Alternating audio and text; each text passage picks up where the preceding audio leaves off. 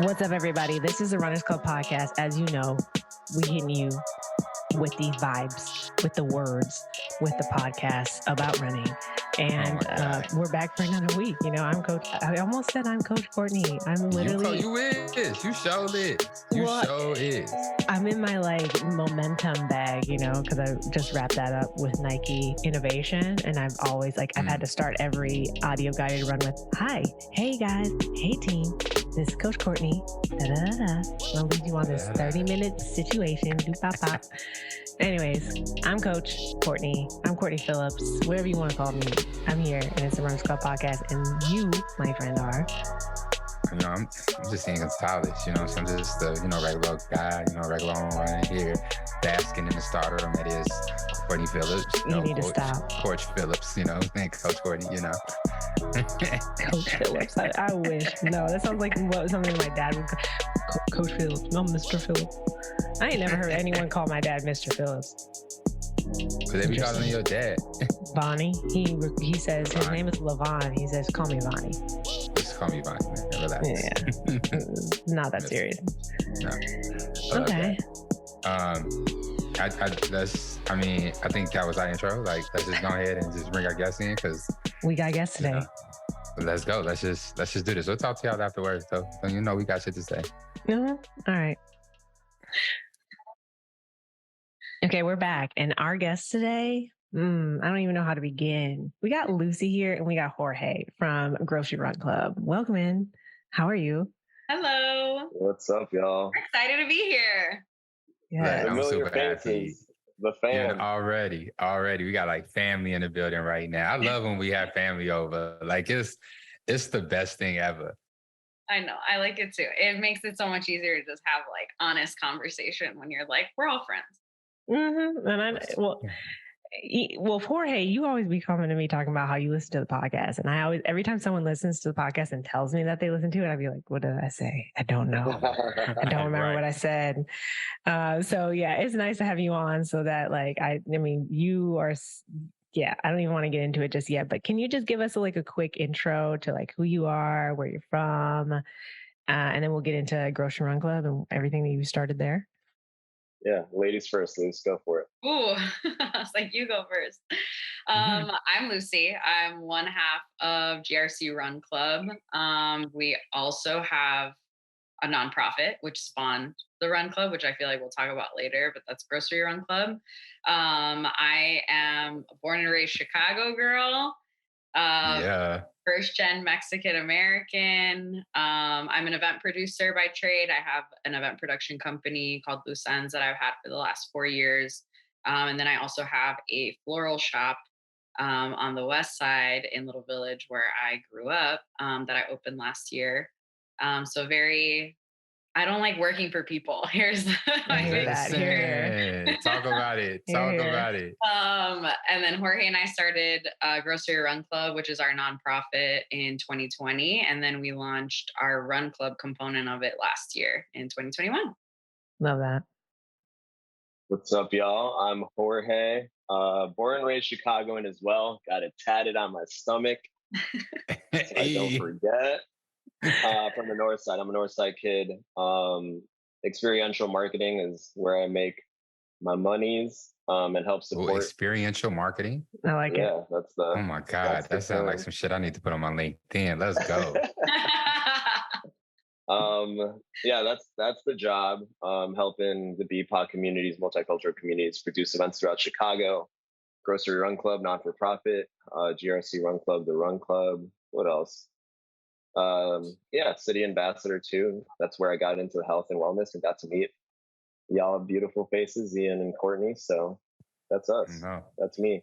Listen, this the curly hair, wonderful lululemon right here. You know what I'm saying? Like, I know that's right.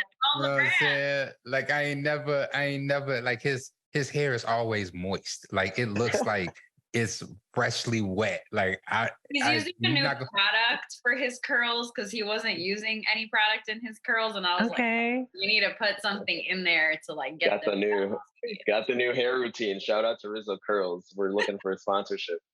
Yes. Listen, let's go. This is your guy for 2023 right here. So listen, Funny. look, I enjoy y'all. I enjoy y'all personally. Y'all are all like, both of y'all are like very warm, very welcoming. I enjoy being in the spaces with you both, and like I'm really excited to talk about, how giving you are. And like I know this is a running podcast, but I'm like, I really want to, like, if Courtney's okay with it, because we did talk about this ahead of time. Like we was mad late to the show, but if Courtney's fine with it, I kind of definitely want to lean in on the original Grocery Run Club. You know what I'm saying? Like with the mission. So I'm here on your site and it says we're Grocery Run Club, a community-driven initiative that partners with organizations to supply fresh produce, everyday necessities to underserved neighborhoods in Chicago. So could you please speak to us a little bit about where did this start and where did this come from? Yeah. You want me to go, Jorge? Yeah, you go. You got the spiel. Do I? Because wait, hold on, because it is like, Lucy, you primarily do the nonprofit, is that correct? We both do equal parts. I am not. Parts, okay. I should say this on the Runners podcast that I am not a runner.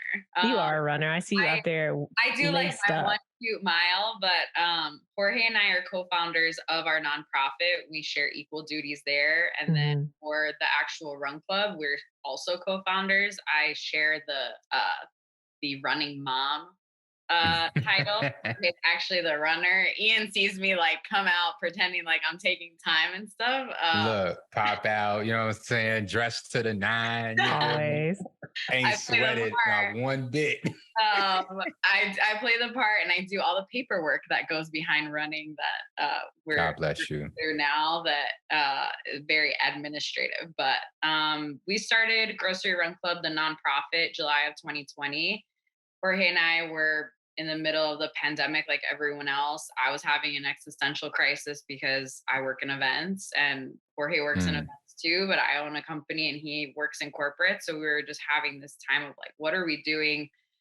We started to volunteer around and we kind of started to see like a very recurring pattern, which was that there were a lot of nonprofits that were specifically more so like in the arts and culture that were now pivoting to provide food for their neighborhoods because food security was such an issue during this time. A lot of people lost their jobs. Like people literally didn't know where their meals were coming from. And so we were volunteering at a community garden in North Lawndale that is actually 3 blocks away from where I grew up.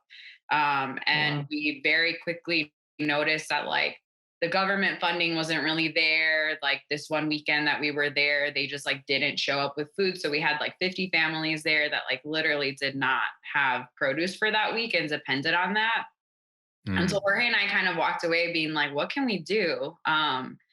We've been here volunteering for a couple of weeks. We know that this isn't like a sustainable way of operating. And so we were like, why don't we go on like a grocery run for these families and we'll bring it to the garden. We'll ask 20 of our friends to give us $10, $5, or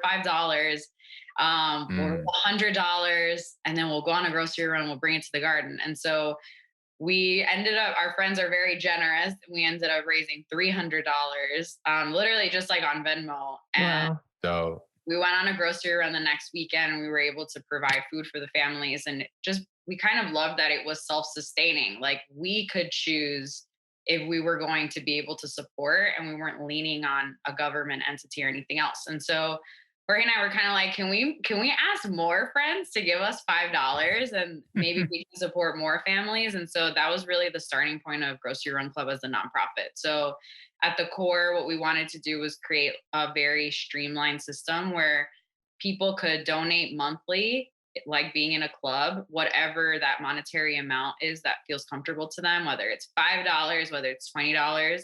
And then we could allocate that to different nonprofits throughout the city that are doing this work in their communities. Because at the end of the day, like what Jorge and I always say is like, we may be Chicago kids, but we don't know the ins and outs of every single one of our 77 neighborhoods. And we have the ability to be able to find these nonprofits, these grassroots organizations, and be able to say like, you know, your community, you know what you need, but we can bring this infrastructure and funds and resources to be able to help you do what you need to do. Right. So that was kind of the core of the nonprofit. It's crazy to think that we've we're 2 years into this. Technically in year 3, right? Year 3. Yeah. Wow. Key. Okay. Crazy. We never thought when we started the nonprofit, it was not a nonprofit. It was a mutual aid. It was like, we're just going to kind of run this as a mutual aid. And I think, Jorge and I, just being really centered in community in Chicago, just had all of these people from our life just come and be like, we want to help. We want to help. And we had a lot of folks want to donate financially that need that write-off. The brand need the yeah, they love a write-off. Well, so hold on 1 second. What's mutual aid? What do you mean by that? So mutual aid is something that I feel like I'm not as well versed on it, but we learned a lot about it during the pandemic, which is just like groups of people coming together to provide aid for one another. Whether it's like a trade-off or it is financial, but it's not in the nonprofit world. It's more now that we're in the nonprofit world, we realize like it's what really removes like, all these rules and regulations. You kind of get to go rogue. Right. That for us, like the nonprofit world is a very like stuffy place. It's there's a lot of learnings that we've had as just kind of wanting to do it our way. And I think that fortunately, that's why we've had so much support from people, because we're kind of trying to make it new and make it fun for people to feel like they're helping their neighbor, Right. Right. That was the additional, like on top of that, like that was the additional reasoning why we wanted to do Grocery Run Clubs. Like we want to like, as like, brown kids and like as Black and brown people here right now, like ownership is like super important to all 4 of us and to Lucy and I as well. So we were like, we want to own it, right? We don't want to like do this non-for-profit or mutual aid and then like have like do it and have someone else tell us what to do. Like we have the opportunity to like kind of call the shots on our own and like represent what our communities really do need. So that also was was like a moving factor for us to launch that. So do you have like a number of families that you're assisting at the moment, or does it just kind of fluctuate? It fluctuates. But right now I would say we're probably like right under the 100 mark a week throughout like the or I guess bi-weekly throughout our bi-weekly distributions. Okay, yeah, that was going to be my next question, is like how often you're giving out, and then like what is it? Is it like a bag of groceries? Is it a couple bag of groceries? Like what is the normal takeaway for these families?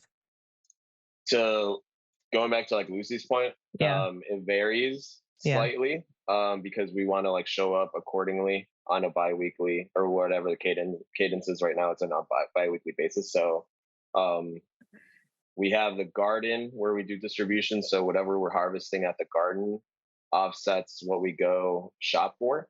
Okay. And then through like out the last 3 years, learnings have been that sometimes it maybe not be like, it maybe isn't like fresh produce. Maybe it's non-perishable goods or like everyday necessities like wipes and lotion and shampoo, especially like at the height of COVID, we're like, oh, like the community doesn't need vegetables, they need like Tide because that's expensive, right? And those are like things like, not like an extremely privileged background. Like I grew up poor, but I grew up privileged enough to like my mom like I had clean clothes all the time, right? Something that I didn't really think about until I was faced with this right in front of me, being like, damn, like people need to clean their clothes. Of course they do. And like that's expensive, and like that's how we can help offset that cost so that they can go grocery shopping instead of go grocery shopping or like not go grocery shopping and then pick and choose, like, is it soap today or is it food?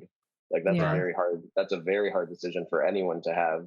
So that's why GRC was created, and luckily we've been able to support a lot of people. And I think that's a good way to just like allow for the seasons to do what they do in Chicago, because there's some months you're not going to really have a lot of produce. So that makes a lot of sense.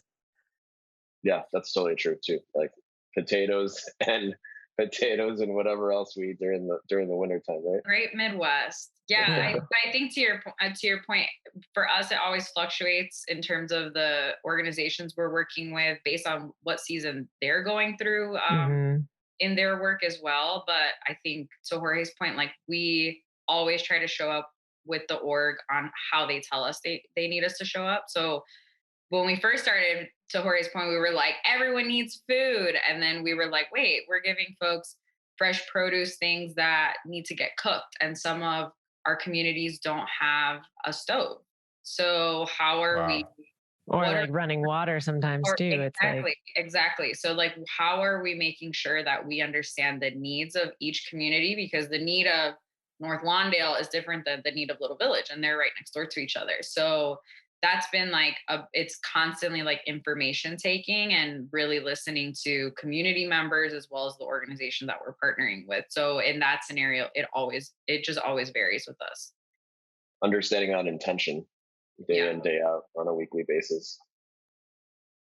I love that. I mean, so like how you been able to pull from your experiences, because both of y'all are just like the event gurus. So when you do something, you do something well every time. And it's like, wow, like thought is all thoughtful, and then on top of that, Jorge, you're the plug. So it's like, goddamn. Low key, right? Low key. So it's like, in my very, very, very layman's way of having experience with hosting and putting together events and stuff like that, how has your 9-to-5s and your business, Lucy, primed you and got you ready for this completely different world, which is, the not-for-profit world? How has it been able to extend itself for you? Yeah, I think sometimes when I tell people like all the things that I do, they think that I'm nuts, because it is in so many different categories. But I think that at the end of the day, every single thing that I do is centered around creating a better Chicago and a more equitable Chicago.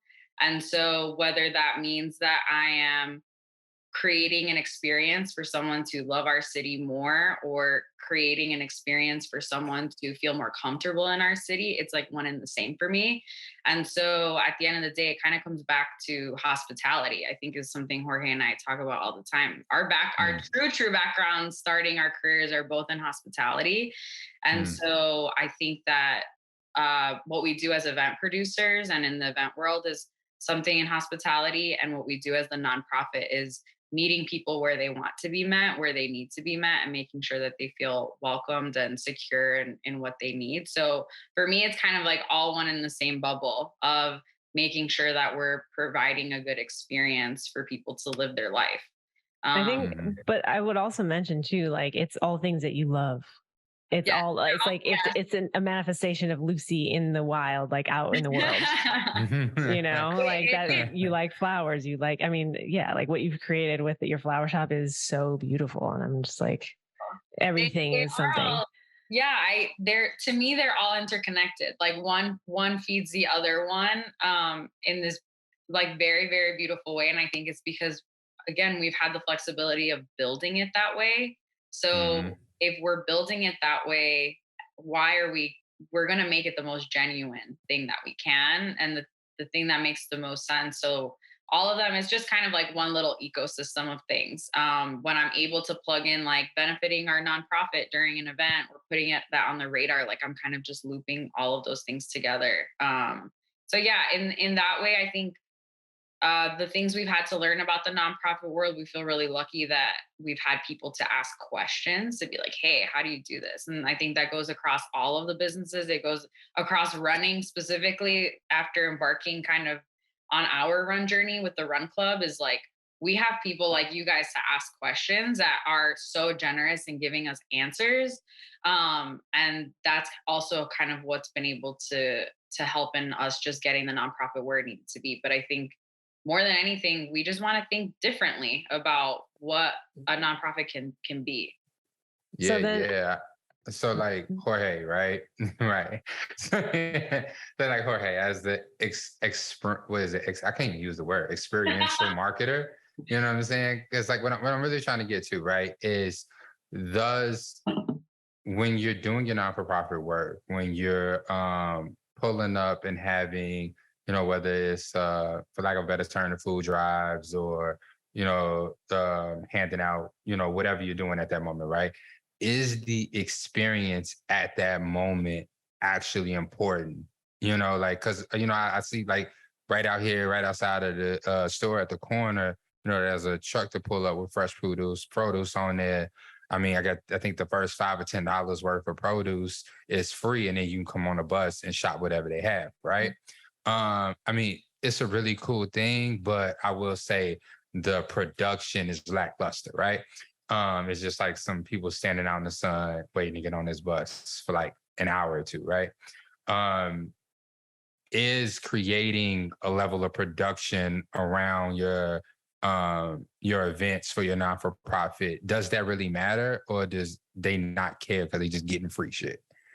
I think it matters. I think it matters because it's like anything in our lives. Like if you see someone care about what they're doing, you are naturally gonna either be attracted to it, or like you're gonna feel welcomed, and the dynamic immediately changes, right? So from the jump, like when we did Grocery Run Club, like it went from like the design to like how we're showing up, to afterwards how we were trying to be, or not trying to be, but how we were transparent with it, and how we keep on being transparent with it. And that all, to Lucy's point too, like that's kind of a part of like my life and our lives, of just like trying to cross the T's and dot the I's and be intentional, and like understand like that everything does have, or should have, an intention, does have an intention if you look for it.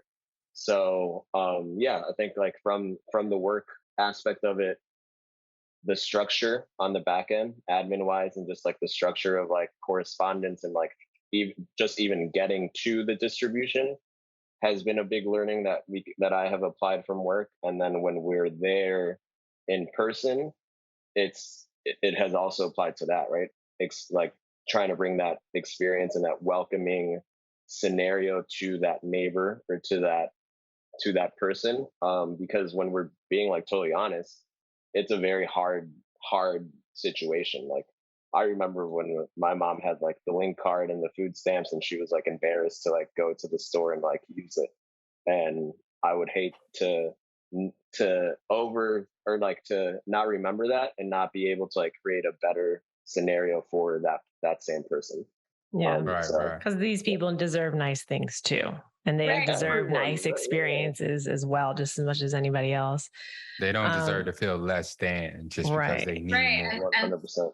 Exactly. And to that point, I think like some of the things that we do in our work, like, as minuscule as they are, of just like, okay, maybe at work we're doing gift boxes and we're thinking about the stickers and the labels. Like we thought about that for Grocery Run Club. Like we thought, we're providing a grocery bag or a packaged good, what does that look like? Because we know what the USDA ones look, and we know that, to Jorge's point of feeling like, oh, this is like a stamped thing. People know that I'm getting something from the government. How can we create something that feels like, maybe you don't know what it is, you know what it is, but your neighbors don't need to know what it is. That if we've been lucky, like, yeah, we've been lucky enough to like do it to a point where like a neighbor pops out and they're like, yo, I want one. Yeah, like what is that? Right. What is that? Like, I want one of those. Like, that's a cool like interaction feeling, being like, you don't even know what it is and you're asking for it. Like, that's awesome. That's like the whole point. Branding goes a long way. Love that. So a little bit off topic. So y'all have been in partnership for a lot longer than the non-for-profit. So my question to you both is, who stole whose style? Because y'all both fly, but there's like a marriage between the two where it's like somebody influenced somebody. I don't believe that y'all just met each other and just like, oh shit, your closet looks like my closet. Y'all be coordinated hard. Who, you know what I'm saying? Like, who is really like the fashionista? Especially today. It's you. It's totally you.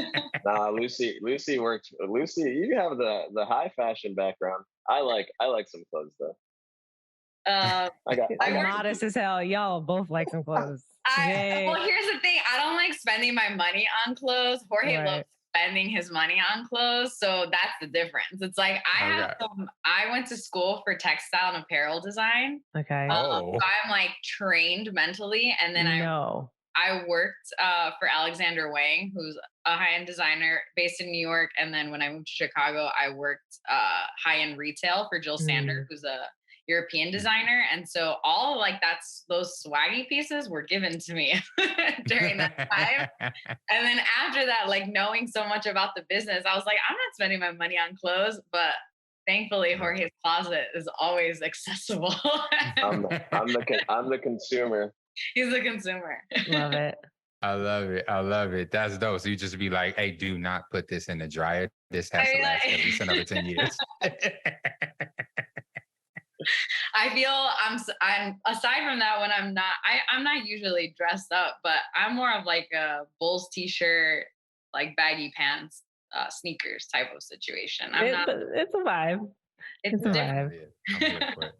I'm here for it. So do you hold on. When Jorge pulled up to our meeting in Pilsen with the Lululemon tennis shirt, I saw him coming down the block. I was like, God damn, I should have dressed better for this meeting. God damn it. I thought we was just having breakfast and talking. I didn't know, like, we was trying to show people some things. Like, he's like, I just had this. I just pulled it out. You know what I mean? That's exactly how he acted. He was like, oh, yeah. It's fine. This Lululemon. He's going to ask Marina, right? This Lululemon, right? You know what you got on. You pulled the tag this morning. Right. This morning was right at it. Look. Yeah. So, I mean, you're supported by Lululemon, like going into the running aspect of GRC. And like, I mean, you called it grocery run club. So then obviously it seemed like people just approached you and were like, okay, so are you going to start a run club? Or because that's from what I hear you guys, when I hear you speak about the run club aspect, I feel like that's the part, like, I feel like I hear that story, but maybe I have that wrong. So is that like how the running started? It just kind of was insinuated, so you did it, and then you're just like, we'll see what happens, like, or was it like, I really want to run? No, that was I still remember we were like talking about the name, non-for-profit wise, and then it was just like it's basically two parts, right? It's grocery run and then a run club, and then all together it's a grocery run club, right? Like the membership right idea behind the non-for-profit and all that stuff. But when we broke it up, we were like, man, we could do like a health and wellness, not spin-off, but like health and wellness aspects to this can eventually come down the line. We were like, maybe one day we'll have a run club. Literally, we were like, maybe one day we'll have a run club. Like, let's see what happens. Literally, like the first couple of weeks that we were talking about it. And then a year later, less than a year later, within the first year, Lucy got connected to Carla. Shout out to Carla from Lululemon at Soho. And then I ran into Carla like in the West Loop one night, and like little things like kept on bringing us into the same rooms, or we were in the same rooms, and one thing led to another. And Lululemon was one of the first brands that supported the Run Club for Global Running Day at that like 1 year mark. And then we kind of like pun intended, I'm sorry, ran with it. And the conversation still kept on going. Like we got to meet more of the Lululemon team, and one thing led to another. And yeah, recently, it was last week or 2 weeks ago that we officially announced that we are powered by Lululemon. The contract. Yeah. Sign the contract. Okay. Well, and Lululemon in the past, they've never done the crew backing. Like it's been ambassadors. So like what's shifted here? I think we are their first signed run club in Illinois. We are period. But is it like across the United States actually? Because I feel like it might be. No, there might be one or two, right? Yeah, I think there's like one or two other ones. We're the first Latino-led run club, which we're also pretty proud of. They have a couple other run crews in Canada, which makes sense because that's where they're originally based from. Right. I think they've been so supportive of us from literally the start. Like that conversation that Jorge obviously can't recap because he wasn't there. But when I first met Carla, our first meeting, she was like, what are you guys thinking about doing? And I was like, well, we have like these two friends of ours that said they would lead a run club, which are Crystal and Marina. Crystal and Marina were supporters of our dear friends of ours, but supporters of the nonprofit. And they said to us, like, if you guys ever want to do anything running, let us know. And so it just kind of all came together. And I think them kind of launching with us through Global Run Day, seeing that we already had this community of people that supported us, and now we had this community of people that wanted to run with us, I think it was just naturally like made sense for them to continue supporting. So we do feel insanely grateful for their support because now we're able to really take this running thing and just go and do the thing and build on it, and be able to support the running community that, supported us when we were just like, we're just going to do this running thing and see where it goes. Now it's really right. I don't think anything necessarily changed. I think it's a great example of what happens when Black, Brown, and Asian people hold space in spaces that we might not necessarily society might not necessarily think that we can or should hold space, right? Like, yeah, right. The people that we were definitely. talking to at Lululemon looked like us and are like from Chicago and stuff, and like there was like that natural dynamic where they were like, we kind of want to fuck with y'all, like, what's up, yeah. right? Mhm. Like, and that's literally what the foot in the door. So I Yeah. think that's a cool kind of like example of what that can kind of lead to. And so then for you, Jorge, I feel like that launched your whole experience. Cause I don't know, have you been a runner before? Like, did you just start running when the run club started or what? Running wise, yeah, I wouldn't call myself a runner. I would say athlete. Growing up, like played a bunch of sports when I was younger. Then like focused in on baseball through high school and a little bit of college, and then my 20s, I kind of stepped away from my health and wellness relationship. Um, As many do. as many do, right? Not the only one. Yeah. The streets And be then, calling, the streets were calling hard. Hard. Okay. Food and beverage and restaurant world. That's a whole different podcast too. But yeah, there was just like a different focus, right? And then luckily, like kind of reconnected when I was like 27, 28. And then yeah, the Run Club really kind of propelled me into like the running world and trying to not re-understand, but like try to understand a new sport and respect the new sport and like literally take it seriously because I just like felt inclined to. And Right. how many races have you done now? Because you are a runner now. You can't say you're not a runner now because you are. You've All the been time. out here just participating. I've been seeing you in bibs all the time nowadays. It's like Appreciate that. it's crazy. Ian and Aaron gave me the blessing. I think after at some point where I was like, whew, okay, I think I'm good now. I'm not fronting anymore. Right? How many races? I think 4 or 5. I got Okay. 4 or 5 under my belt. 2 half marathons, the Shamrock, Chicago Triathlon Relay. Yeah, I think it's gonna be 4 or 5. And I got a couple more this year. So He's about to go into crazy run season right now. Really? yeah, What you got coming up? signed up for the Chicago Marathon this week. Official. When I saw that you had week 1 this week, I said,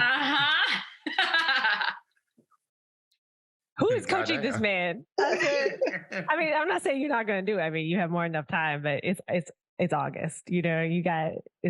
I'm running HTC and I just kind of officially started training, so I can't really say anything to you because my race is in like 3 weeks. But like, good, it'll be an experience. You have the base. You are athletic.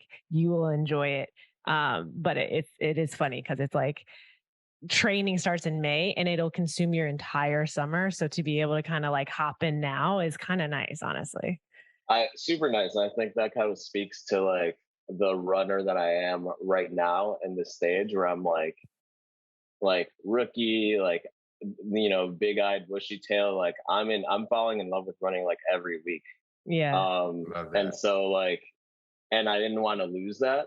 I want to take it seriously. I do take it seriously, but like I don't want anything that I do to define who I am. Like solely. Running is one aspect of Jorge.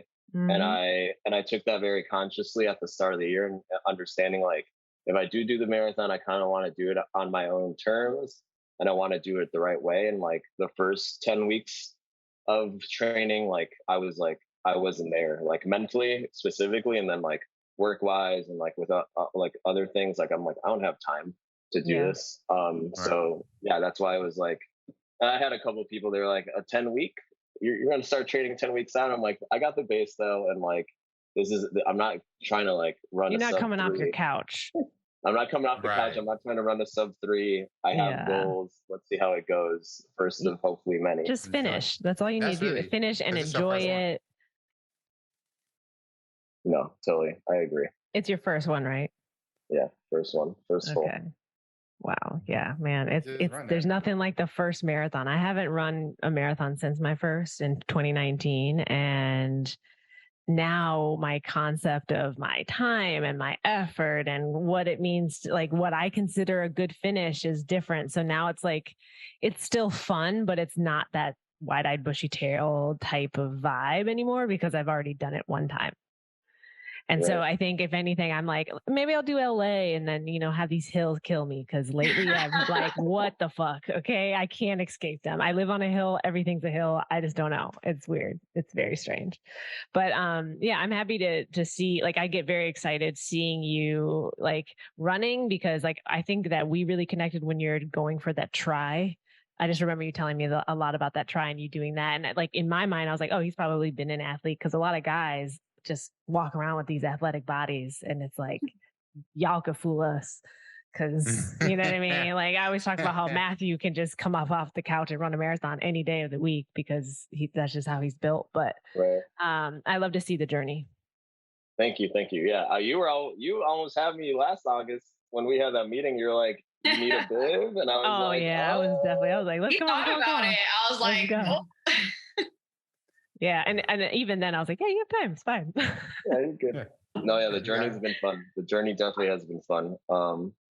That try was the first time I was like, all right, let me try a race out, and like it was that 5K relay portion where, it was just a great experience, and ever since then, not even ever since then, but that was like kind of my first time where I was like, oh, whoa, this is like a legit race, and like, this is a whole other aspect of like the running world that intrigues me too. So.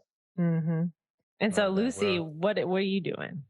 Not running. Well, I mean, you do show up, like you said. You show up, you get your mile in. Do you work out? Like, how do you like to move your body? How about that? I do love moving my body. I did not grow up playing sports. I'm not an athletic person in any way, shape, or form. I fell into working out like kind of around the same time that we started GRC Run Club. It was like pandemic.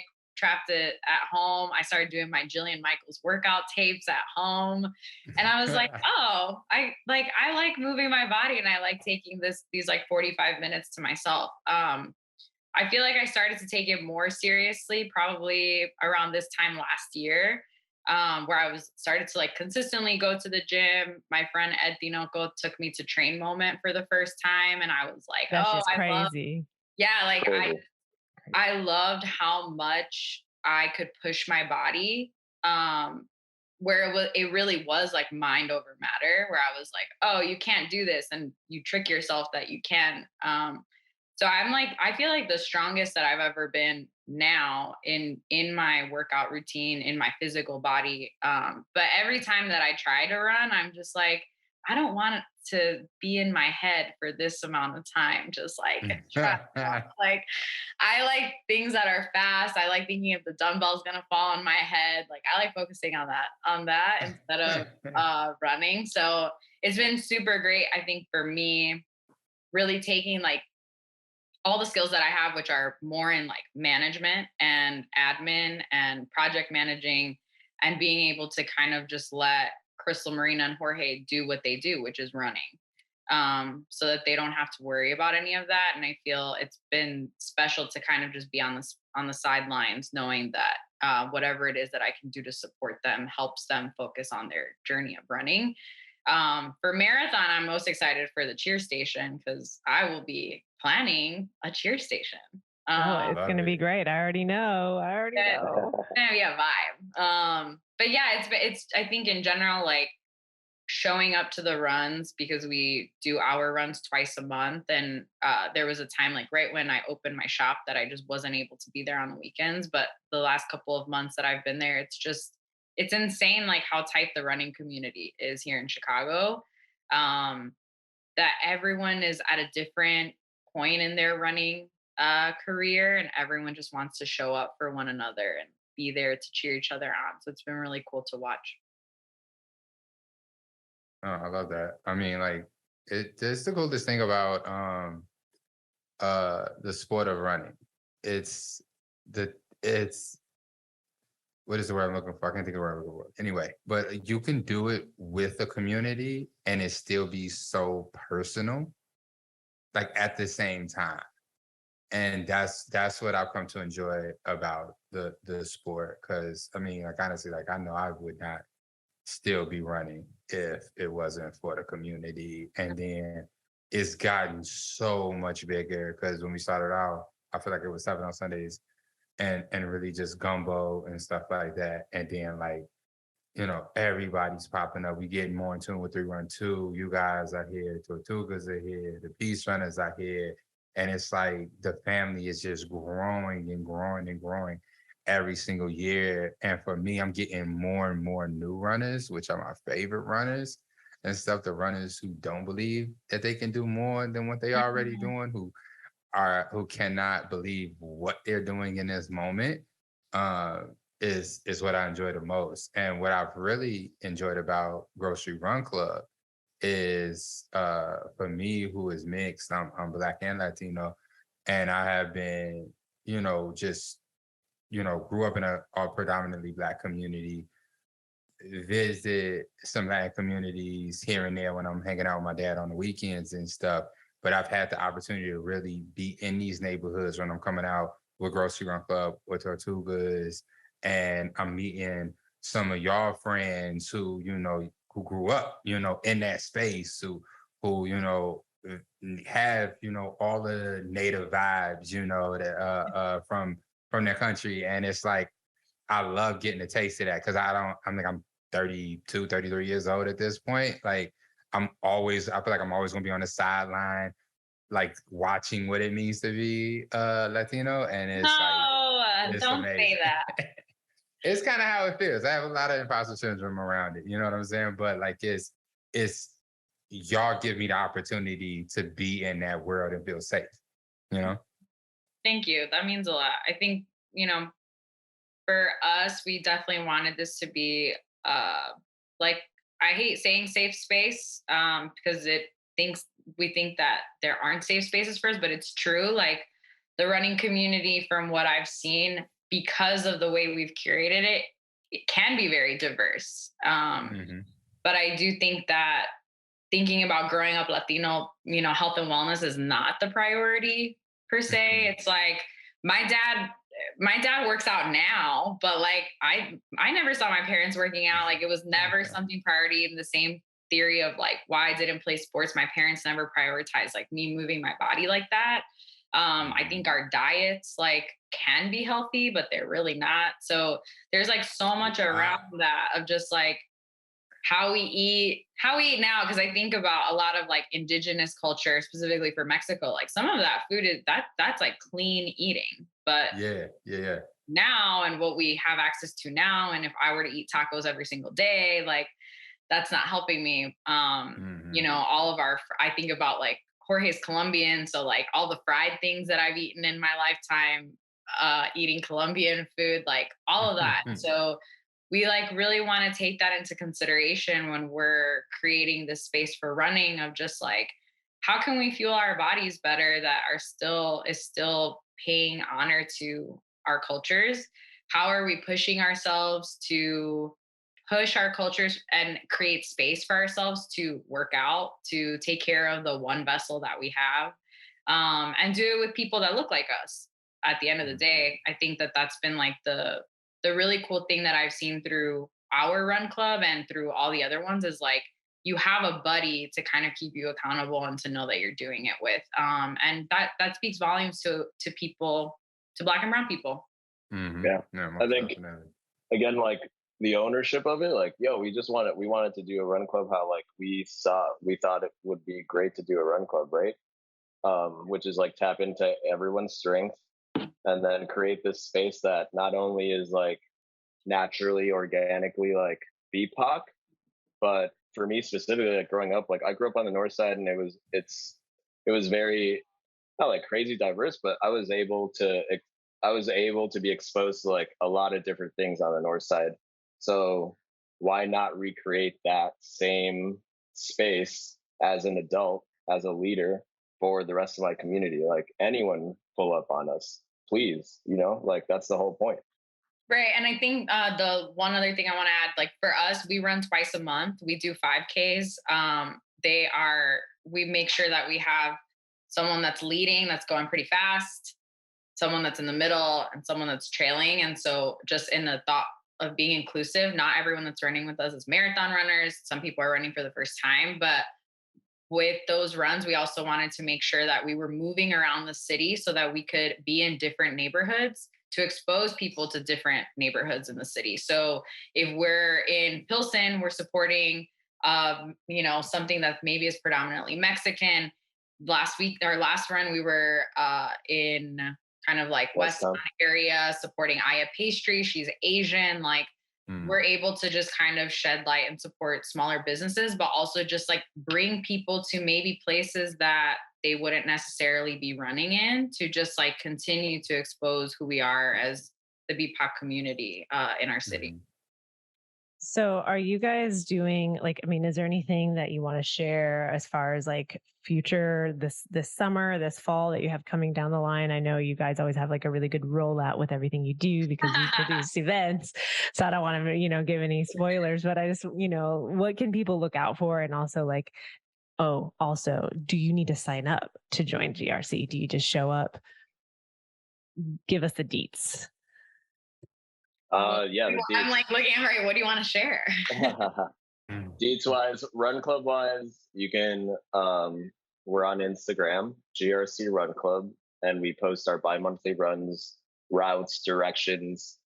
We are very detail oriented. And originally, I'm pretty sure like the first run that we ever had, I was sweeping and I got lost.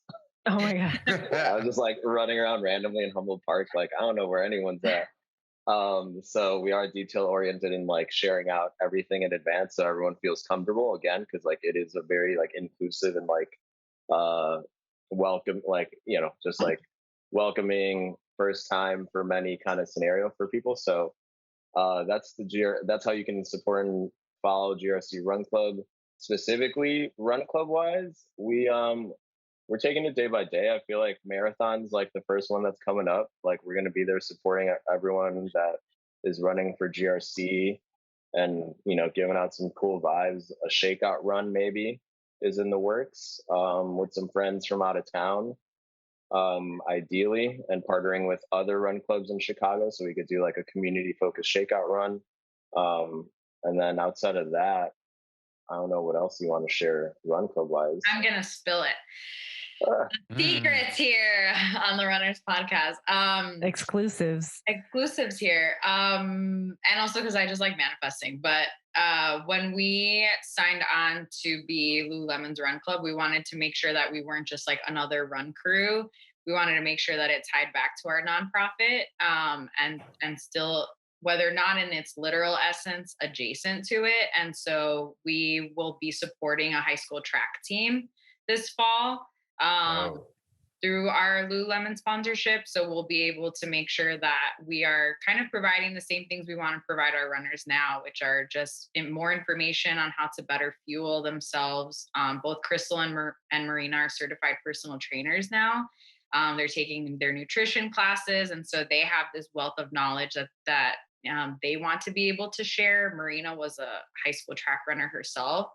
And just being able to equip the students with proper gear to be able to run, the best that they can. And so we're really excited about that. We haven't identified the school yet, but it will be somewhere on the south or west side. It'll be a public school. So we're excited to just kind of leverage what we can do in running. And again, to make it look a little bit different than what the norm is. But I'm really excited about that. Sorry, Jorge, if you don't want to. All good. Y'all designing the uniforms though? It's happening now. I don't know. Well, I think a little saucy with it. Well, yeah, I think you definitely need a uniform. And I also would say too, like, to both your points of just like Jorge, you did sports when you're younger, but then like Lucy, like giving other kids the opportunity to try something new and have people that look like them to give them that space, I think that's how you build athletes for the future. Long-term athletes as adults, and then they're working out and their kids get to see them. So yeah, it's generational change. I love that. I love that. That's a great point. Thank you, Courtney. Mm-hmm. You know what I'm saying? I'm all about the longevity of our communities. Yes. Always. So this is a marathon, not a sprint. Exactly. Thank you. Oh. Thank you for that. Yes, exactly. See, I'm willing to use that phrase in this context because when people outside of the running community try to use it, I'm like, okay, run a marathon and then we'll talk. run a few miles, and then we can have that conversation. Yeah. Jorge, like really, Jorge's done a lot of really great things in my life, but one of the biggest ones that I feel like I tapped into recently is his love of Nipsey Hussle, like translated to me. R.I.P. A couple years ago, and you know his whole thing is the marathon, and thinking about that mindset, even though I'm not a runner, I look at life like that now. Sure. We're in this for the long haul. There's going to be lots of up and downs and hard parts, and we're going to need a lot of people that are going to help us get to that next checkpoint. But it's a long road from here.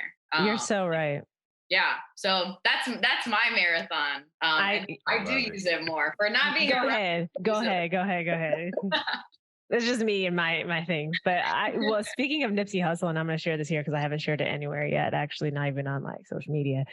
So you know that GQ photo shoot that Nipsey had with Lauren. Yeah. The house I moved into is like on that street. So he did it like right on, like like in front of my house. Oh my God. Yeah, that's awesome. It's crazy. That is crazy. Wait, so you wake up and you see that like street and like every day? Yeah, that's like all the streets I live on. All like the streets that I'm on. Yeah, all of them are like palm trees upon palm trees. Yeah. That's wild. Dang. It's crazy. Legendary photo shoot. Man, I know, right? And now, like, I've told a couple of my friends who are like, okay, so when I come, we're going to do right. that, you know what I mean? Yeah, we recreate that photo. Yeah, I haven't yet driven by his I didn't know that his shop was called Marathon. And that's like down Sloth. I think it's like Slauson and like Martin Luther King Boulevard or something like that. And I'm like right off of Slauson. So wow, it's just crazy. I didn't even realize, but here I am. Greatness is surrounding you. Shout out to of all people. Exactly. R.I.P. Who would be stay like in front of the house to the point where her house is not in the picture because it's like on the left side of the house. Well, and I was like, because the like one of the maintenance people for our home is like he's the one who told me. I was like, you lying, you are a liar. So then I'm like, and I'm not gonna go around and just tell people randomly. So then I like looked up the photo and then I went to the middle of the street and I was like, no, that's right here. like, that's crazy. Math is mathing. Exactly. It's making sense. So yeah, that's my little tidbit. But I don't know. I just genuinely appreciate the both of you coming on here. And I just know that, I mean, it's been a long time coming because we're like, who do we have on? Like, we have to have GRC on, like what are we going to, but I'm excited to just like catch you at this moment because of the Lululemon announcement and like, just like how this year is starting to shape up, Jorge, you running the marathon, would love to have you back on post marathon to get your like thoughts on that. Cause it's crazy, as you know, but, yeah, I feel like, well, first of all, my last question for you is like, is there any part of the marathon that you're like looking forward to or like kind of questioning or wondering how you'll feel like come like mile 15, mile 16? Like, how are you feeling? I've been thinking about this. I'm feeling good. That might be because some people might say I'm overconfident at times. You got to be confident. You got to. You got to be confident going in. Some would say. Some would say. No, I'm feeling good. I really do. I'm really interested in like seeing and like I really am interested in like tapping into my body, like mentally and physically, and like just kind of like being there with my body. Because I'm not after mile 20, like that's gonna be the longest run I've ever done, right? Like my training program and stuff, like I have a couple long runs, so like anything after mile 20 is going to be a new experience for me. And I know everyone's always talking about like those last 6 miles. That's when it starts, the last 3 miles and stuff. So that's when you see God. Right. That's where I'm like, okay, that's going to be interesting. And ideally, I'm going to be looking like Simeon or someone and like just gliding and like blowing kisses and stuff. But I know that's probably not going to be. that's probably not going to be true. But yeah, that's where I'm most excited about. Also, just like, again, like Chicago is so close and dear to my heart that it's going to be like an intimate moment with me and like with the city. So it'll just be nice to like, I was thinking like probably like, yeah, just like be nice to like live in the moment and like see these neighborhoods and see how everyone supports like throughout the whole route, right? And stuff like that, the whole course. So those are two things that I'm excited about. But yeah, those last 6 miles, that's where I'm like really prepping for, is like, all right, let's see what that feels like and what that's going to be like. Cause that's, you know, that's going to be my first time ever and my last time ever. After that, I know what that's gonna. After that, it's like, oh, I've been here before. Exactly. Right. That's what I'm talking that's about. how It's it that is. moment where you just like, you see, you know where the wall is. And when you break through it, like, I don't know, if you're an emotional person, like you might be confident, but if you're an emotional person, you like to feel your feelings, you might cry a couple times in your marathon. I did. I would not be surprised. Yeah. I mean, it's like That's a real. one tear for I'm here, one tear for, oh my God, like Aw. I'm past 20 miles, like, and then you see the finish line, and you're like, oh my God. So it's I hit up my. It's literally one of the best ways to see the city.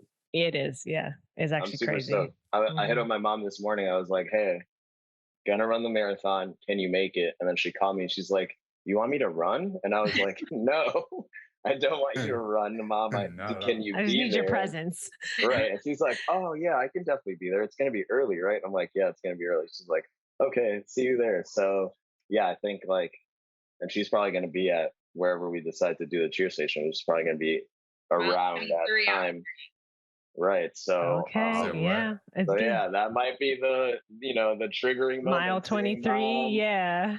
Your Michael community. Jordan, Michael Jordan mile. Come on. Yeah. I would be very, very, very, very upset if y'all are far away from us. Okay. No. The cheer section is mile 23. Yeah, that is the only cheer section.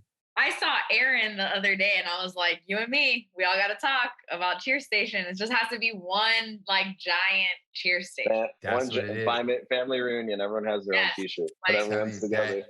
That is up there. That is one of my life goals. As long as I am breathing, the south end of the Chicago Marathon will be lit. Because I'm telling you, it has been dead. It's dead, yeah. For as long it has been a dry ass long road to the end. Yes. Last year we had an amazing time last year. And that was because we was there. You know what I mean? If you was there in 2019 when me and Ian were running, there was no one. Crickets. Okay. Last question. Because you talked about your mom, and now I'm like, okay, but what are your parents thinking right now? Like, are they really proud of you? Like, what's going on? Like, have they come out to run? Like, have they how are they supporting you right now? I think both groups of parents. I'll talk about my mama. Mom's like, yeah, mom told us when we told her like back in the day when I mentioned it to her, and then like she knows Lucy too. Like she was like, y'all got to keep that up. Like this can't just be like a 1-2 year thing, like non-for-profit wise, like it'll open doors for other things. Yeah. And then I mentioned to her like, hey, now we're like a sponsored Lululemon like run club, really first Latino-led one in the United States. She was like, I told you like it opens doors. So like definitely proud. Don't necessarily know like she, like many of our parents, like they don't really know. My dad has no idea what I do. Yeah, generally, like across the board, has no idea. But she's proud, and she knows the marathon, so I think she's kind of putting everything together, right? But no, she's definitely proud and like has always been supportive. Good, I love that. What about you, Lucy? I am very blessed to have two insanely supportive parents, but they are true Latino parents. They are like kind of clueless in lots of scenarios where I'm like, look at this, like, oh my God, look at this write-up. I'm like, cool, keep working hard. We love you. Yeah. Keep working.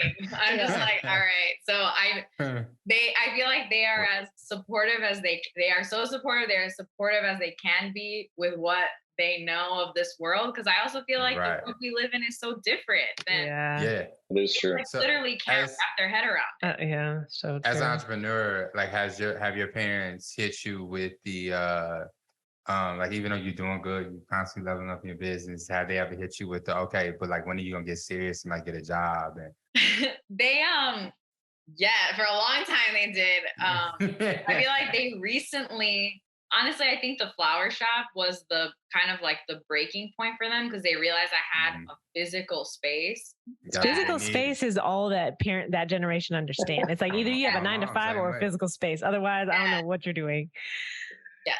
So I think that was like, after that, they've been more vocal about saying like how proud they are. They've always mentioned to me now in my adulthood that they're proud of me. I was a little not reckless, but I dropped out of college my last year. So like for a long time, it was like, when are you going back to school? When are you going back to school? And I'm like, there's nothing at school that like I need to know. I'm doing the thing I would do at school. Yeah.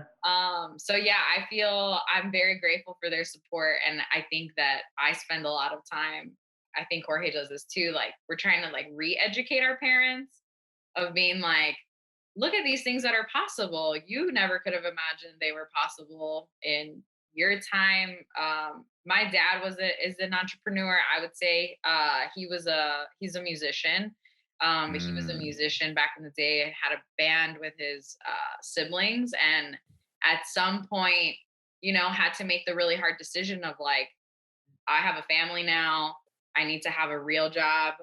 And so he left that passion to make sure that we had a secure home. And so I think it's my responsibility to do whatever it is that I want in this lifetime, because he didn't have that freedom to do that. And so I know that maybe my mom's like more of a stickler now, but I know my dad gets it because I'm like, you wanted to do this. You know this life. Yeah. Yeah.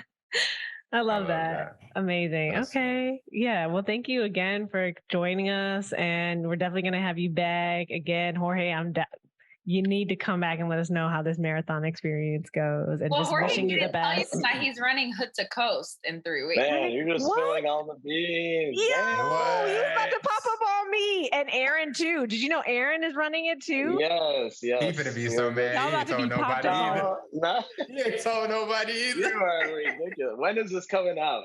Yo, I mean, like 3 weeks. Right we probably come out right before. Yeah. So I think people will. Yeah, we ain't gonna say shit. Oh my god. Yeah, we ain't gonna say nothing. It's fine. Your secret is safe. Yeah. We're running. No surprise Instagram posts. No. Right. Man, wow. Okay, so wait. I was going to tell you for the record, I was going to tell you, Court. You were not. You were not. How was you going to tell me? You had all the times. You see me on social media. You see Gumbo Fit out here. You've had so many chances. I was just. Is it Lululemon? Yeah, I'm running through Lululemon. That's why I needed to like wait for a little bit, but I have mentioned it to a couple. He's looking people. At me saying that. He said Lulu. He said Lucy. God damn it! I'm not contractually obligated to hold any secrets. Right. Don't tell Lucy shit. Like, I didn't sign the contract. You did. All right. No, I mentioned it. I mentioned it to Aaron at Take the Bridge, and he did mention that he was trying to do it, and obviously I saw you and Mike and the rest of the Gumbo crew, so I'm I mean, that on top of the marathon, again, just like pushing my body to not to the limits ideally, right, just pushing my body to places that my body hasn't necessarily been taken to, and like that's what is really motivating me and like the goal and stuff. And then having, in addition to that, having the opportunity to do it with like some close friends, like Crystal and some other people, now that we're saying all the names. Wow, you guys about to pull up on them. And this whole time I was like, oh, Gumbo Fit's gonna be the only people from Chicago. Wow, it's a whole damn crew over here. Aaron's dipping over there. Like, we're gonna see each other. Wait a minute. Y'all Aaron is running with y'all. Y'all are running together. No, Aaron's running with the people in Toronto, I thought. Aaron's running with Q, I heard. But Q is technically an ambassador. I thought that was all the one team. Okay, cool. Because Q is an ambassador for Lululemon, so that does make sense. But I think Q's doing it on his own. Who knows? With his crew. Yeah. You say your truth. You say your truth, Jorge. Yeah. Right. So listen, all I'm hearing is that somebody needs me to Morgan Freeman and shit. Like somebody needs to get a camera, and I just need a microphone, and I just need to Morgan Freeman is Chicago exodus to pilgrimage to Portland. To Portland. To Oregon. Yes. Yo, I am me and very Lucy ain't excited running for a this. damn mile, but we'll be Oh, there. I'd like to be on top of a caravan watching. So take me along. Me? It's about to be a party. It's gonna be super lit. Wait, fun. hold on. Where are you staying now? Okay, just give me like 2 more minutes. Oh, where are you staying? Oh no, this might be off camera. This might be off camera. Oh man, see now I'm curious. Okay, well, great having you. He's like, end it now so we can talk about some real shit. I would like to. I know we've gone over, but it's your podcast, so it's all good. It's your time. I'm here for it. Straight up, I would like to take 2 minutes. We've had, I feel like, great conversation, like talking about our parents and support and all this stuff. And as like GRC, right? Everything that we do, intent and a reflection of the people that have supported us. And you two, on top of a couple other people that are close within this network, but you two being the 2 people in front of me, have been very, very big supporters of myself and of Grocery Run Club and of GRC Run Club now, right? So flowers when flowers are due. I don't know we don't know what is in our future or anything like that. So I would love to take the time here to thank you personally, Courtney and Ian, for being those people that have gotten us to this point. Honestly, like Ian, I still remember the first time you and Aaron stepped out of the car for our first GRC run outside of Atmos and Homo Park. And you were the first 2 people there. That blew my mind because like 7 on Sundays was inspiration. Like Trailblaze was one of the trailblazers to getting us to even that point, which was our run number 1. And Courtney, like after that, like being able to go to Gumbo Fit for Track Tuesdays propelled and like changed my mindset on a bunch of stuff. And I got to meet so many people.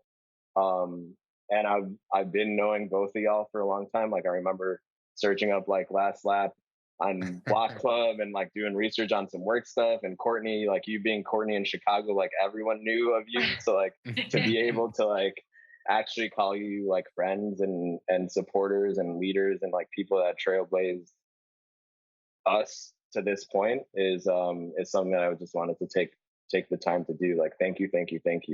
We would not be here if it wasn't for y'all. I would not be the person I am today if it wasn't for y'all. So thank you. I appreciate that. I really appreciate that. I feel the same, honestly. Like I like for the moment I met you, Jorge, specifically, I was just like, that's a cool dude. And you've always just been like very like very nice and just friendly. And like, I feel like as much as you're like trying to give us kudos, I just feel like ultimately you've always been here. Like you've always it's like we've grown together, and I couldn't see anything other than like helping each other out. Cause I mean, that's how Ian and I are with each other. And it's like the rest of the running community in Chicago. And I think that that's what makes Chicago so amazing, specifically like in general, because we know Chicago, but with the running community, it's like, if you're in it, if you show up, then you're a part of it, and we're going to share, and it's going to be like a community effort across crews, because ultimately we want Chicago to be better. And I think that says a lot about the people of Chicago. 100%. Ooh, was that the closing? That's the closing right there. Listen, That's it really is. This episode is such a contrast. If we dropped episodes the way we recorded them, it's such a contrast to our last episode of another running community. You know what I'm saying? No, don't go there. Don't go there. You had New York on the phone, so now you're trying to compare cities. See, this is where we get in trouble. We got to end the podcast it's now. All love. Okay? You know what I'm saying? It's all love over here. We growing and developing together. We building this together, and that's the importance. I love it. Yes. So thank you again. Step on Courtney's outro. She killed it. Thank you again, and we will definitely have you back. So love it. Thanks, y'all. Awesome. Wow. We have really great guests. Really great friends. Friends. That's a way better way to put it. I love them. Like the energy that I get from them all the time is amazing. Like, amazing. It's really good. I now know officially that I need to like hit up Lucy in the future to produce some events that I have an idea for, because I'll be trying and I'll be like, fuck this shit. Why am I trying? I'm an ideator. I'm an ideator. I don't need to do. Okay. No, I was listening Jesus. to somebody's podcast, and it was like, it's 3 roles. There's the entrepreneur, there's the fuck now, I forgot. Oh, this is gonna be so good. I need you to I need you to remember. There's the entrepreneur, I think there's the manager, and then there's the worker, the doer. the doer. Right. So okay, so there's the entrepreneur, is the idea person, right? I think that's me. That's me, Ian. Exactly. And then there's the person who actually knows how to executes the entrepreneur stuff. I'm an entrepreneur. I'm with you. There's a person who actually knows how to execute that, right? Yeah. And then there's a mediator in between them, you know, that is able to manage the people doing the things. Right. To manage the ideas and the person who's getting them done and stuff like that. So okay, that makes sense. The manager to find that perfect middle ground between the vision and actualization. Yeah. Okay. Once you have those 3 roles filled, and it's like you look into, I guess, any organization, and I guess those 3 roles was filled. They was talking about a book they read or something like that, but you'll find it. Can you share the podcast with me? This is not I'm gonna be honest with you. I'm saying later. But I was letting you know, it's not an insightful podcast. It's somewhere between dick jokes and saying wild shit. Sometimes they say something really insightful and thoughtful, but I will share it with you. Oh, whatever, dude. Yeah, just do it. Just send me the information so I can skip through and find out what I need to. I mean, I'm sure I've heard these things before, but it's good to have a refresher and a reminder, because recently I've been face to face with the fact that like I have a lot of really great ideas, but I physically do not have the time to manage the making of it all the time. You know? Yeah. I was saying, go ahead. No, I was just saying, like I was telling Karen the other day, like there's just one aspect of Last Lap that I cannot keep track of. And it's honestly a very important aspect. Like it's so important that it can put me out of business if it's not managed well, right?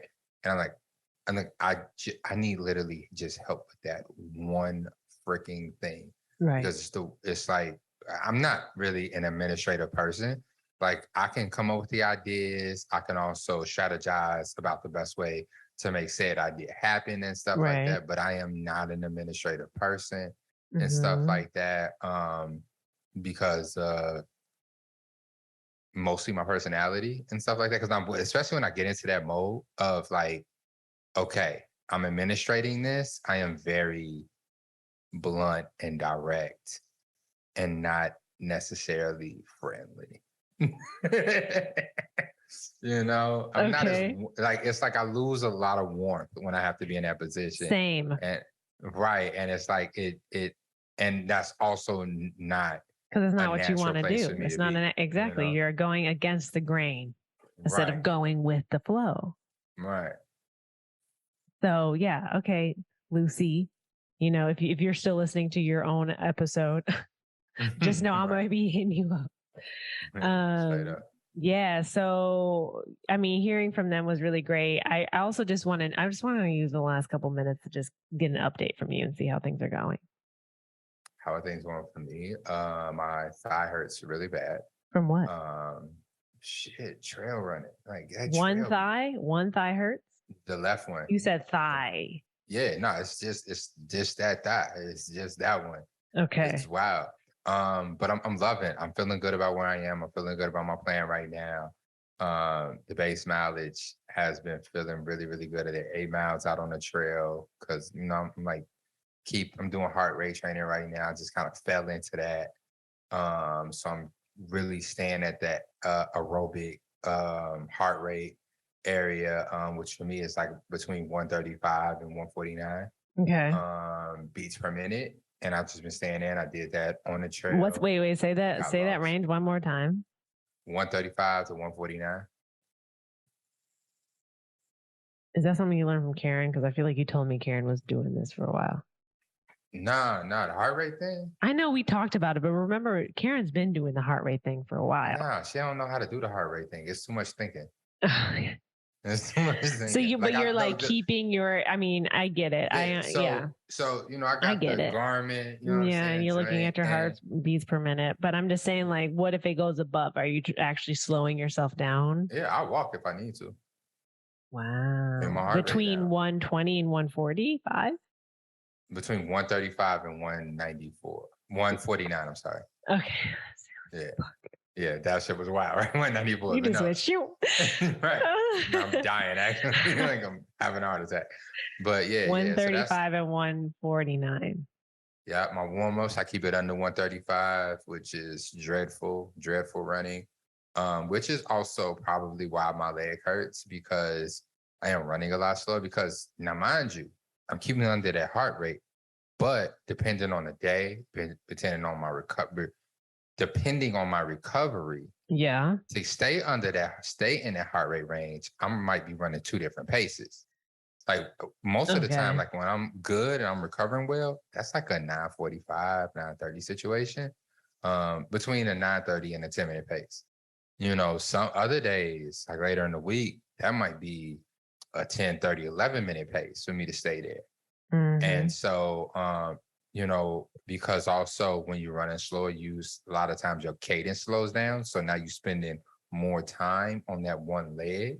Yeah, so you're like coming down on it. You're not floating. You're not floating. You feel me? So it's like also trying to learn how to keep the cadence up. So I'm not spending as much time. But keep your heart rate down. Yeah. Yeah, it's wild. Yeah, I mean, it's wild. Yeah, I mean, I've been dealing with dogs in LA. These dogs in LA, man. No, everybody has, but it's just everybody has a yard. Like, you know what I mean? Everybody's dog is just like outside. It doesn't matter. Behind the gate, in the driveway, either way, these motherfuckers will come up to the gate and bark at you. And it's like, and it's so I don't think I've ever experienced so many like dogs barking at me while running.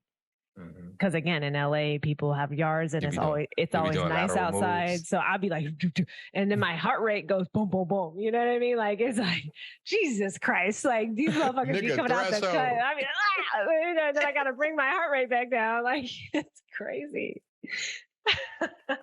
Hell, okay, no, that is hilarious. Like, Jesus Christ. And honestly too, like, just, I already alluded to this earlier, but it's just like running in LA has been wild because it's so hilly. And like Coach Robin made me like a workout because I'm going to keep this really honest with you. And I just really hope that many people have not gotten this far in the podcast. Honestly, I just hope a lot of people turned it off after they heard Jorge and Lucy and called it a day. But I'm going to keep it 100. I'm going to keep it real with you. Okay. I was not going to run our HTC. I wasn't. I was going to crew. That was the whole point. We had a team. I wasn't going to be running because I've been injured, my hip, whatever, right? All that. And then finally I had an opportunity to run because we had a couple of people drop out because they got injured and stuff like that. So I was like, so then I had Mike and Picasso in my ear talking about, you can do it. It's fine. And so I was like, great, I'll do it. Fine. I can do it. And I like had a spurt of like, oh, this is good, exciting. You know, the excitement of like signing up for a race, you know? And so I did it, but then it's like, all right, I'm moving. There's just so many things happening. I didn't have a home for 3 weeks. I was like, you know, so like time kind of just kept passing and I wasn't really able. By the time I knew I was running, I was also like moving. Right. And that's like a whole month and a half of like shit. Because I had to pack, I had to move, I had to whatever, find a home. And now I'm here. And so then I really just kind of haven't been working out really at all. I mean, my workout has been recently like moving my things, but so I hit up Rob and I said, look, I'm running HTC at the end of the month and I just need you I'm wondering if you can help me be better than I am today. Come race day. Okay. Just be better than I am today. That's it. Oh, that had to have been the best text she ever got. That was hilarious. And you know how Coach Robin is because she'd be like, yep, I got you. And I'm like, cool. Yep. She's like, just set up a time and we'll talk on Monday and we'll figure it out. I freaking love this text. That's what she responded.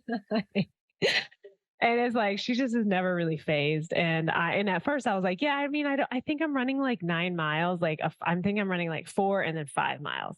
And then I talked to Mike because I was like, Mike, can you send me the manual with like, and then because I took his legs because since things got switched around with the different runners, he ended up taking a different leg. And so then I took his, and I'm the 12th runner. So I actually end the race. I'm the last runner I'll be running through the finish line, which is pretty cool. Okay. But he was like, okay, well, you're running 4, then 5. No, you're running 5, then 4, then 5. I was like, it's like, I'm running more like 16 miles. Oh, yeah.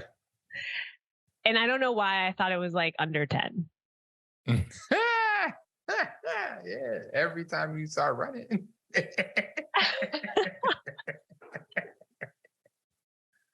Oh my God. I am not prepared. I didn't know. I was just like, okay. So, I share, now Robin had that. So then she works in Training Peaks, which I love. I love that platform. I love that app. She adds quotes in there. She gives me my daily workouts. And it's something where like working with Training a remote. Peaks. Yeah. Working with a remote trainer and using Training Peaks it works for me. I can't do Google Sheets. I can't do Excel spreadsheets. I need it to be an app that I can click on, like I can click on Instagram.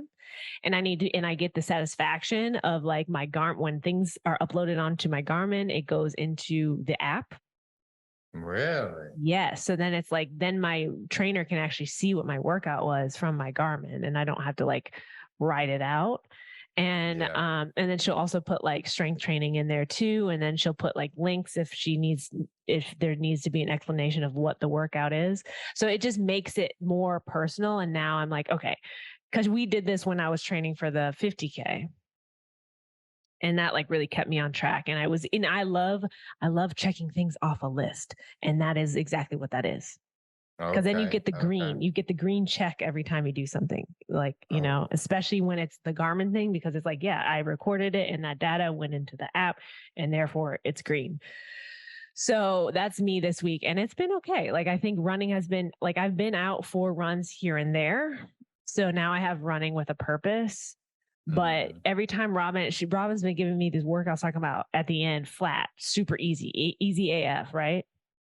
Easy AF. I love it. It's always easy as AF at the end, or, for the warm up in the beginning. But it's like, excuse me, but I live in LA now and everything is on a hill. And so there's like, I don't even know. Easy AF is like, make sure you plan your run so that at the end you're running downhill.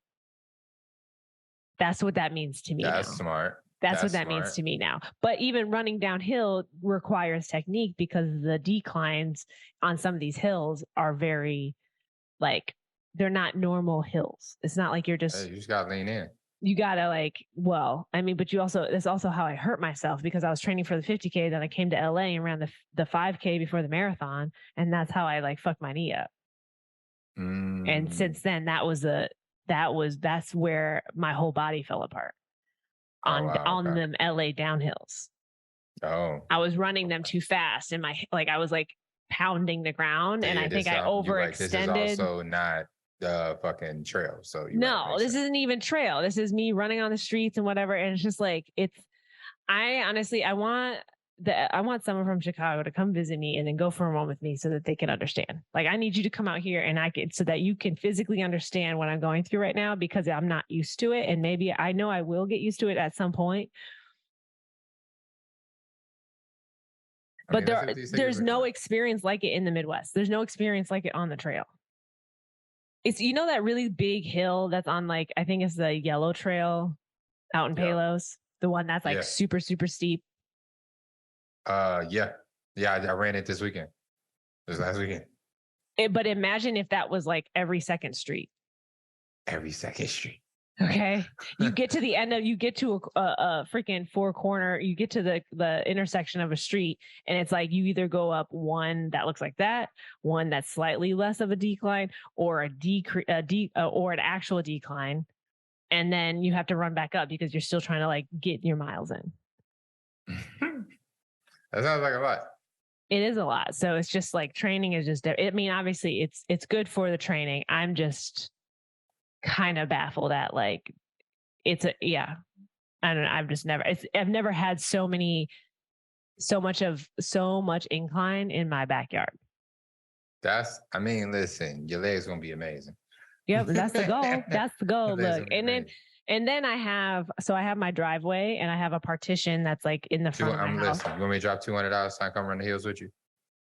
Are you looking? You on your phone right now? You looking like you looking at the. Look, come on out. Come in 2 weeks. On out. Look, so look, for content. look for content. Look, okay, we need to figure this out and actually plan something. I'm actually going to be in Chicago this weekend, but that's another thing. I also have, and I'm sharing this now because this is my update and then I'll be done, but I need to share this because I'm excited about it. We have, my house has like two big it's a partition gate and it's literally like basically so high that you can't see over it. It's like, yeah, it's like 2 people tall. And it's, and then I have a long driveway and then I have a carport and there's like, a light in there and electricity, like plugins and stuff like that. So you can like charge an electric car and stuff, but I want to turn it into a gym. And so now, and I kind of told you this earlier when we were on the call, like we were having our own conversation, but what's really nice too about like going for a run is being able to come home, not have to go into my house right away, but go into the driveway, close that whole big ass gate behind me, have my own privacy, and then go into the carport, open up the gates on that, roll out my yoga mat, my outdoor yoga mat, because that's, I have one for inside, one for outside now. And then, you know what I mean? And they break into my stretches immediately. Yeah, because as soon as you go home, the refrigerator right there, the couch is right there, the bed is right there. Because then it's too much of a temptation to just sit my ass down. And then here I can have a moment. And then I even because it's quiet and no one else is outside and it's a moment of silence. So I don't I'm not dealing with the dog or Russell or Matthew. I'm sitting outside in a nice, cool, breezy air. Ooh, you know what you do? You know what? You know what you do? You just, have a little box out there. And it just houses some nice noise canceling headphones. So you can just swap them out and then you can just have your sounds ready and you can go right into it. And just have it connected up. Don't wait until you go on your first run to do all this the first time I'm connecting it. No, when you buy them, connect to your phone so you're ready. Boom, just come out there, take your AirPods out, put them in a case, set them to the side, pull out your noise canceling headphones. It's low-key. But I'm telling you, there's no sounds. I live in such a quiet space. Like really? the whole neighborhood is so quiet. Really? I wouldn't expect that. It's quiet. Like we don't even really get everybody talks about like LA birds, ghetto birds for the helicopters. Mm-hmm. They don't fly over my house. They don't fly over you. They don't fly over here. Okay. Yeah, I don't know what. Yeah, I mean, I've seen like 1 or 2, but it's been I've been here for 2, almost 3 weeks now. It's quiet. Like I live in a quiet neighborhood and there's just and it's also most of my neighbors are Black, except for the couple that's next door, but they're cool. You know what I mean? Right, everybody's super chill to themselves. It's like Hyde Park in LA. Okay. It's I love it. It's just quieter. Definitely quieter. Yeah, but then quieter, which is really crazy because Slauson down the street, because I live there's a Dollar Tree that looks down my block, and it's once you get on Slauson, it gets louder. But going in, because I live in View Park, these are some of these are well off Black folks, well off, and you know what I mean, because it's a historical Black neighborhood, so it's niggas mind their business and they're quiet and they say hey, you know what I mean, but it's just what's up, how you doing? It's one of those neighborhoods. I love it. But yeah, I'm just here for my peaceful moments. I'm currently in my attic space again, peaceful moment by myself. Ain't nobody gonna bother me because my dog can't climb no ladder. Okay, Russell's not coming up here. Matthew don't be coming up here. I just been craving. How has it been with Matthew home? Fantastic. He came home immediately and started putting shit together. He helped me last night I shouldn't say he helped me. We together unpacked our entire kitchen 2 nights ago. Oh. And it feels so good to wake up and have all of our kitchen stuff just in the cupboards, and we have more space now. And so it's that's really amazing. And so the only issue is that, so like our bed is, and our bed frame is set up and everything. But like Matthew, when we moved, he took all the screws and put them in little plastic baggies and then put them in different boxes as he was taking things out, as we were packing. So now there's some screws we have and there's some screws we don't. So we can't put together the couch because we don't have all the screws for the couch yet. So now that's where we're at right now. You know, some things are going well, some things are not going so well. So now y'all forced to unpack boxes. Everything. Because ain't no furniture being put together. It's a scavenger hunt. Yeah. That's how it is right now. That is the funniest shit. He's like, I don't know. Hilarious. I don't know where they are. I was like, he's organized. But then it was just like, towards the end, we had to get shit onto this freaking truck. And it was like, just toss it. So. That is hilarious. Well, good luck with finding the screws. Yep. So 1 week at a time. I'm also going to my friend's birthday, celebrating my friend this weekend in Minneapolis. I'm going to come to Chicago because we have like a team dinner for HTC. I'm going to fly out on Sunday. So I'm going to be there like for a quick, hot second. And then I'll just be continuing to unpack my home and painting and just, buying new things. I love interior design. So I would say, and I also started TikToking. Okay. I'm into it. TikTok is where I can just speak freely. I don't have to curate that shit too hard. You need to send me your page. What is it's the same as my Instagram. It's literally the same. Courtney N. Phillips. Yeah. Are you serious? Yes, I'm dead ass. I have TikTok on my phone. I might have. You should. You should put it back on and you should make videos. I think it would be hilarious. I don't know, man. Actually, I got a TikTok for the store and for me personally. Oh shit! Wait, it's doing stuff already. Look. Yeah, it's a lot. For me, it's a lot. I can't edit my videos on TikTok. I actually edit my videos in Splice and then I upload them because I don't really like the way that their editing system works. But it's weird as hell. I don't like it. It always turns me off. And then it turns me off, and then I turn. Yeah, exactly. That's been my experience. But I am just gonna. I'm not even trying to do like trending shit. Yeah, okay. I'm not even trying to do trending shit. I'm just trying to like show people the things that I don't feel like I want to put on Instagram and put it on TikTok. Like someone asked me on IG, like, can you do a review of your Caraway set? And I was like, fine. So I put it on TikTok. I'm not going to put it on my IG because I don't want it. But I upload it onto my stories. So how ratchet can I get on TikTok? You can that's your free space, Ian. Is that my free space? Do I need to make it private? You can follow Kayla. Kayla, even the stuff that I'm seeing on Kayla's page, like she can see her like talking about more stuff on there. Like people are like, I feel like people's personalities really shine on TikTok because there's no pressure to like curate it and make it a thing and a vibe and Okay. Yeah. So. Okay, well, let's see. Well, let's go ahead. Let's go ahead and see. I'm also, I'm working on some new content myself. Good. I'm excited to see. Okay, don't. It's okay. It's your secret. We coming. Listen, I'm gonna run this running shit till the wheels burn off. I know that's right.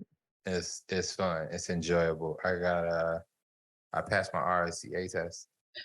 Oh, wow. They ain't sent me the official email, but I met the requirements. Yeah, you did what you needed to do.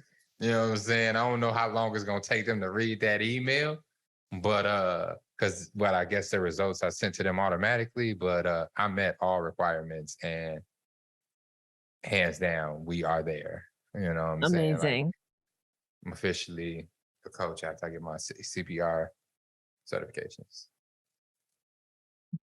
I have to come down from the attic because my computer's about to die. Your computer, like, I was like, girl, are you done talking now? Or this is not getting cut out of the YouTube. No. All the videos are going to go up. All of my events are done. I'm not planning. So I actually will be in a position to keep up my end of the bargain of this podcast. Oh, wow. Thank you. So all of the shit is getting uploaded. Okay. I just didn't want us to die. You know what I mean? That would suck if my computer died and then everything lost. Oh my God, that would be terrible. We would not be able to talk 2 weeks. Remy's like, you're interrupting my nap. Now Remy in the bed. Like, what is going on? She said, do you need to be in here? Right. Like, can you not sit in another room? Right. I love it. Okay. I love it. I mean, that's my big That's update is I passed the RSCA course. Congratulations. We here, Karen isn't sick of me yet. So we're still together. We're still, building our lives together. Love she that. has come to the realization that I did not lie. I am annoying. And we like, just kind of like working through that, She's like, this is what you meant. Okay. Okay. Yeah, okay. Okay, So you're annoying. What's the what's that one real sound like? Wow. Wow. Yeah. Wow. No, that's me with Matthew. Like, I definitely am the annoying one, and I'm always like, babe, do you feel my love? Do you feel my love? Not do you feel my love? He's like, yes, I do. He's like, but I'm trying to do this right now. Yeah. Hey. Like you. Hey. I'm like, babe, I'm just trying to. Yeah. You gotta set up your phone and do that one where like, because I feel like it's usually staged, but you should do it where it isn't. The one with the sound is, I'm gonna just nestle on up in here and stuff like.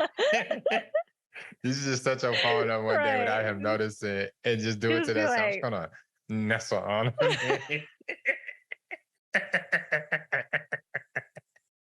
Yeah, no, that's definitely me. It's definitely me. Also, I'm not gonna say that. What? I'm not gonna say that. No, I feel like I say it a lot on this podcast. But okay, you don't have to say that now. Karen is helping me through some really intense shit right now. Y'all have to go to our YouTube page and see Remy shining, right? Just being a whole puppy. She's a whole puppy. Yeah, she's gonna hop in the camera now. She's gonna start playing in the set. Well, the thing is, I'm messing with her, and she's just like, "Stop it." But yeah, okay. So you and Karen, yeah, living happily ever after. Listen, it's going well. It is going so well. We've gotten into like 2 or 3 arguments, but they have ended so constructive. It's only making the love stronger. Yeah, like it's like constructive. Like that's the only reason I'm mentioning them is because like they end in a very constructive way. Mm-hmm. Tons of communication, but it's like, oh my God, like I really, really, really discovered something rare. I don't want to lose it. So it's super awesome. I feel that. I've been feeling that about Matthew lately, where I'm just like, God damn, I love you. Right. Damn it. Right. I'll be like, you so fucking fine. Jesus. God damn it. Yes. It's like you just get hit with like you just be looking at him doing something. Jesus. And just be like, oh my God, how did I? Like I told her this morning, like, I'm so happy that I got you. And you was just about to waste all of this. Living in a small village in Africa. Like you was just gonna waste all of this. But you definitely told her, like, don't mess up your plans for me. I'm not looking for nobody. Listen, that's what I thought. That's what I thought. I was like, hey, baby, don't change your plans for me. Be great. Be great. Good luck. Now the conversation is so no, I can't say that. I be getting in trouble. For saying shit on the podcast. We had a conversation though. We had a conversation about having dinner with the opposite sex. And I was like, there's 2 other meals throughout the day that you're gonna have. You don't need to have dinner. There's breakfast. You don't need to have dinner. There is lunch. There's also snacking. You can get a coffee. You know? Yeah. I mean, don't get me wrong, it's not like completely off the table. Like there's space for that, but like it's a very small space where there's VIP member level access. Like that's your dad, that's your brother. Yeah. Right. She got like a male best friend that like I told her, like I would be very uncomfortable. Like I would be at home, like probably stressed. You know what I'm saying? Like stress eating, but And it has nothing to do with trust. It's like, it's not about me trusting her. It's not about me I don't trust the guy. It's just, it's an internal thing. Like, this is just something I can't avoid, like. So enjoy your lunch. Yeah, enjoy your lunch. Have brunch with your friends. I love it. I feel like 3 p.m. is a great time to meet each other and be done by 5, but I also know I got to keep that same energy for myself. So that's why I'm also understandable and flexible with it. Yeah. But also, like, I'm not going to have an entree and drinks with another woman. No, I'm way too flirtatious. You would too. You would take me we would go to dinner and we would have drinks and we would have a good fucking time. And we would talk about business. But that really small VIP list, I feel like you're on the approval list. Okay. You know what I'm saying? Like, I feel like, like, there's no thought. It's like, it's Courtney.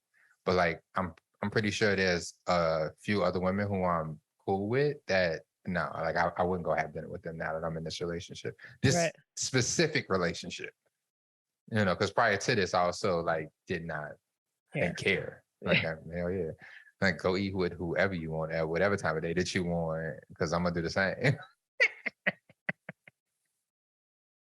I forgot this is a YouTube channel again. Motherfuckers are still going to see my face. We need to end it. Okay, great episode. That was fantastic. Jorge, Lucy, you're amazing. Can't believe I'm going to see Jorge and Aaron. There's going to be so many people at HTC. So many. Oh, yeah. So all 3 of y'all just gonna come on the podcast like next week, and then we're gonna talk about HTC. Literally. Hell yeah. Let's do it. I'm here for it. Please like and subscribe and share and tag us. Follow. I love it. Runners Club podcast on IG. Courtney and Phillips. Ian is a cool thought. Okay. Last Stop Corner Store. Yeah. Like, Gumbo Fit. I got probably at this point. I probably got the Vapor Flies. They didn't probably arrived at the store because I definitely put in an order. So they probably at the store by now. That you're hearing is the Vapor Fly tools, next sense. But like, I want to say this. I do want to point this out because like we get a lot of love for the podcast. We appreciate all of the kind words, all of the stops at the events, the DMs, the sharing, the likes, the subscribes, and the notifications are the closest thing to actually paying for the podcast that you can get. Those analytics will help us grow so much, will give us so many opportunities. It's invaluable that you like, share, subscribe, maybe turn on a notification or something like that. It makes the world of difference. It is not a game. No. That's why these non-BIPOC podcasts and content creators be elevated because they spam you with that messages, like, subscribe, do all of that. Do that now. Do that with us. That's what we need. Yep. Next time we're going to tell you at the beginning of the podcast. Hell yeah. Like, hey, don't listen to this shit if you not like subscribed already. Like, like 5 stars right now, and then we'll start talking in 5 minutes. But all right, y'all. Y'all have a good one. We'll see you next time. Runners Club Podcast. Peace.